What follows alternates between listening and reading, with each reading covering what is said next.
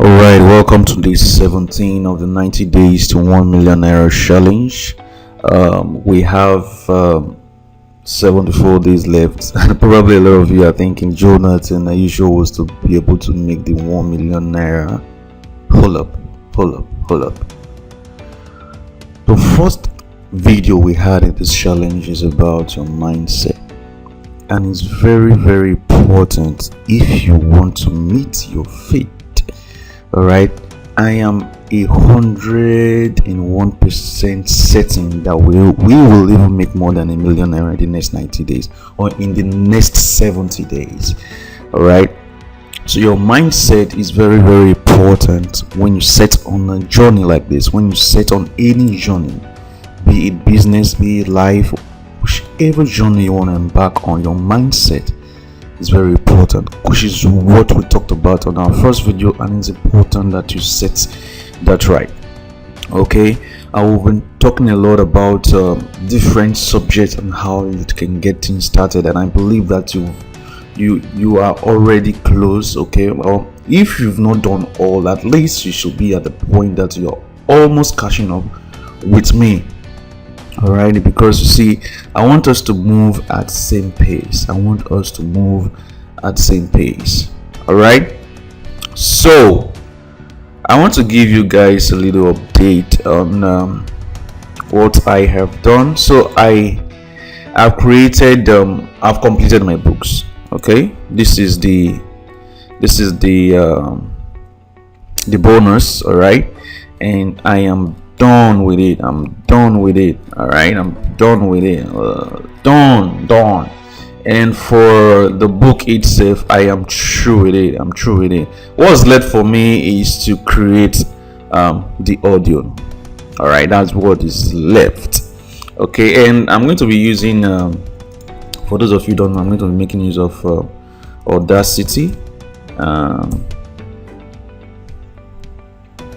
Alright, so this is it. You can download it. All you just have to do is download it. If you don't know how to use it, you just watch a couple of YouTube videos and you are going to learn about how to use Audacity. It's a very good program to use for your audios. Alright, so that's what I'm going to be using for the audio. I should do that today. So by today I should be through with my the guides. Okay, I should be through with the guides, the audio, the book, and the bonus. Everything should be ready. And what I did as well is I wrote another pre-sale. Okay, so the second pre-sale is my story. He told me he was married and why men don't commit. All right, so if you look at this, you will see that it's different from this, but we're still around the subject of commitment, which is what our book is all about, right? Now you can come in from different angles. Okay, what I just did here is that I just changed the frame. Okay, so the frame here is from a place of authority. The frame here is from a place of connection, so I'm using a story on this pre-sale. Okay, so I'm going to be using these two pre-sale, and I'm going to see which is actually converting better. All right, and from the one that is converting better, I'm going to focus all my effort on that. Okay, you should also do something like that so that you test. Okay, because you see, it's something that you need to do. You need to test creative, you need to test copies. So I added a new copy to my code. I had 3 copies before. Yeah, 2 were the leading copies. The third one was the targeting copy. So I have an additional copy at the moment, and that will be exclusively leading to this. All right, and what I basically did was take an excerpt, okay, from the story and lead back to this pre-sale page. Okay, so today we'll be looking at writing your emails. Now it's very important to have emails set up. Okay, it's important that you have an autoresponder. If you are here with me, you should already know that it is important that you have an autoresponder. and it's important that you have emails. Okay, the reason why you're writing emails, okay, is towards alleviate objections. That is the main purpose of your email, because you see a lot of people are going to have objections. How is this different, right? Has it worked for somebody else? Is it going to work for me? So what you need to do is write down the objections that you think that your audience are going to have. So take a pen, take a paper, write the objections down. All right, and your emails should be tailored to answering those objections. Okay, you just want to clear off the doubts of your customers. Okay, whatever doubts, because that is why they have not purchased yet. Anyone who hasn't purchased yet is because there is an objection, there is a doubt. Okay, they don't trust you yet. Okay, they don't have money yet. Yeah, a lot of people will say that, and they don't have 3,005. When I will fire them with email.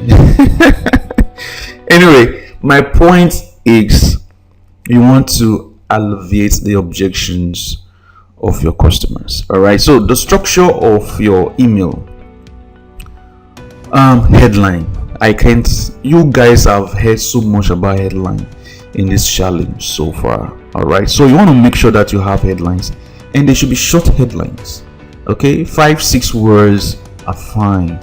If you've ever received my emails, then you should know that I usually don't use long headlines, and what you should work on doing is use headlines that speaks curiosity, that want to get someone to actually open your email.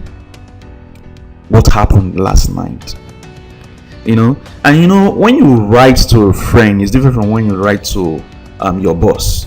All right, when you receive an email from your boss and you receive an email from your friend, which do you think you'll be more relaxed to open? And they look different. Okay, so when you write your headlines, you don't want to capitalize your headlines. All right, if you have them all in blocks, it's just reads, it's interpreted differently by your customers. All right, so you want to be friendly, okay, with your headlines. They have to be short. They have to speak of curiosity.